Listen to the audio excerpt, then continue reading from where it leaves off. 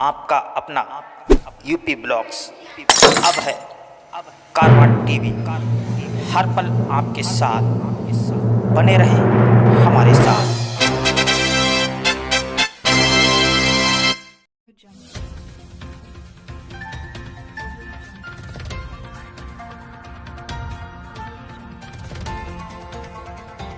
कारवां TV, हर पल आपके साथ। पुलिस मुठभेड़ में 7 डकैत गिरफ्तार। एसएसपी ने किया खुलासा, सराफा कारोबारी के घर डाली थी डकैती। बरेली पुलिस को एक बड़ी कामयाबी हाथ लगी है। बीते 7 दिन पहले हुई डकैती में शामिल मास्टरमाइंड समेत 7 अभियुक्तों को पुलिस ने गिरफ्तार किया है। बदमाशों की निशानदेही पर जब पुलिस माल बरामदगी के लिए गई तो बदमाशों ने जंगल में छुपे हुए तमंचे से पुलिस के ऊपर फायर कर दिया। पुलिस की जवाबी कार्रवाई में 2 बदमाशों के पैर में गोली लगी, वहीं एक सिपाही भी मुठभेड़ में घायल हो गया। सभी को फतेहगंज पश्चिमी के सामुदायिक स्वास्थ्य केंद्र में भर्ती कराया गया है। दरअसल पिछले सप्ताह बदमाशों ने एक सराफा कारोबारी के यहाँ डकैती की वारदात को अंजाम दिया था, जिसके बाद पुलिस महकमे में हड़कंप मच गया। एसएसपी से लेकर एडीजी जोन बरेली तक ने घटना स्थल पहुंचकर घटना के खुलासे के लिए कड़े निर्देश दिए थे। पकड़े गए बदमाश शाहजहांपुर, हरदोई और पीलीभीत के हैं। पुलिस पकड़े गए बदमाशों की कुंडली खंगालने में लगी हुई है। पुलिस की गिरफ्त में खड़े और पैर में लगी गोली ये हुआ शातिर बदमाश है, जिन्होंने फतेहगंज पश्चिमी के एक कारोबारी के यहाँ लाखों की डकैती की वारदात को अंजाम दिया था। पुलिस ने मुठभेड़ के बाद अभियुक्तों को किया गिरफ्तार। मुठभेड़ में एक पुलिस का जवान भी घायल हो गया, जिसको सीएससी फतेहगंज पश्चिमी में भर्ती कराया गया है। बरेली से रियाज गुड्डू अंसारी की रिपोर्ट।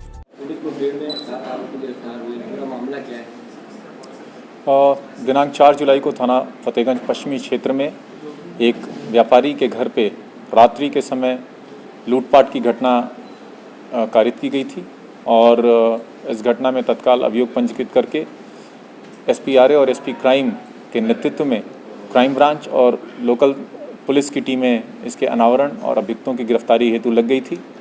इसमें कल पुलिस टीम को सफलता मिली। इसमें 2 अपराधी शब्बीर और रुपेश ये मुठभेड़ में घायल हुए और इनके अतिरिक्त 5 अन्य अभियुक्तों की गिरफ्तारी हुई। कुल 7 अभियुक्त इसमें गिरफ्तार हुए, जिसमें 4 वो थे जो कि सीसीटीवी फुटेज में भी आए थे कि जो घर में घुसे और लूटपाट करके बाहर निकले। इसके अलावा जब इस घटना का अनावरण हुआ तो 2 अन्य अभियुक्त जो पहरेदारी कर रहे थे उनके बारे में पता चला और इस पूरी घटना का मास्टरमाइंड जो उन व्यापारी जो पीड़ित व्यापारी हैं उनके ही मकान में किराए पे दुकान में चलाता था अजीम नाम का अपराधी, जिसने पूरी प्लानिंग करके इस घटना को कारित कराई थी, उसकी गिरफ्तारी की गई और इसमें भारी मात्रा में आभूषण और अन्य बरामदगी की गई है। लगभग 15 तोले सोने के जेवरात, चांदी के जेवरात, 46,000 कैश, असलहे, भारी संख्या में कारतूस और इस घटना में लूटी गई मोबाइल फ़ोन और घटना में प्रयुक्त इनोवा कार भी इसमें बरामद की गई है। इस तरह से पुलिस टीम ने एक अत्यंत ही सराहनीय कार्य करके ये बिल्कुल ब्लाइंड केस था और ये एक अत्यंत ही चैलेंजिंग केस था जनपद पुलिस के लिए और इस तरह कंप्लीट गैंग को पकड़ना जो कि इंटर डिस्ट्रिक्ट गैंग था। इसमें 2 अपराधी हरदोई के, 2 शाहजहांपुर के, 2 बरेली के और 1 जो किराएदार था पीड़ित व्यापारी का, इसको गिरफ्तार किया गया। इनका आगे गैंग पंजीकरण और आगे और प्रभावी इन पे कार्रवाई सुनिश्चित कराई जाएगी। लॉकडाउन के कारण बताते हैं आर्थिक स्थिति खराब हो गई थी, इस कारण लोगों ने ये प्लानिंग की। नहीं, ऐसी किसी चीज़ की पुष्टि नहीं हुई है। इन्होंने पूर्ण रूपेण ये एक आपराधिक घटना कारित करने के उद्देश्य से ये किया है और इनकी लालच और अपराध करने की मंशा का ये नतीजा था। सर, इन्होंने गुमराह करने के लिए लड़की का मामला और क्या निकल गया?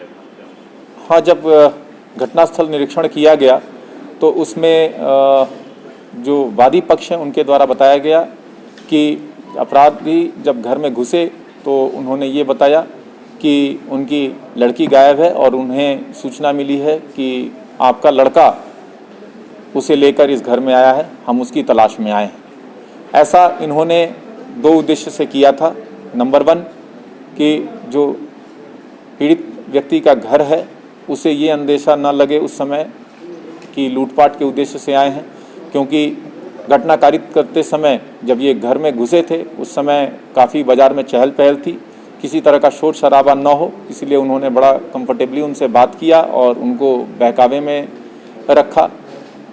दूसरा उनका उद्देश्य ये था कि इस तरह की कई घटनाएं विभिन्न जनपदों में, बरेली में जिसमें इंक्लूडेड है, इस तरह की घटनाएं हुई जिसमें अपराधी घरों में घुसे और यही बात उन्होंने बताई थी।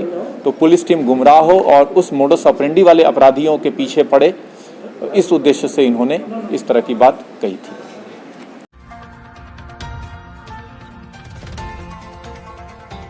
कारवां टीवी, हर पल आपके साथ।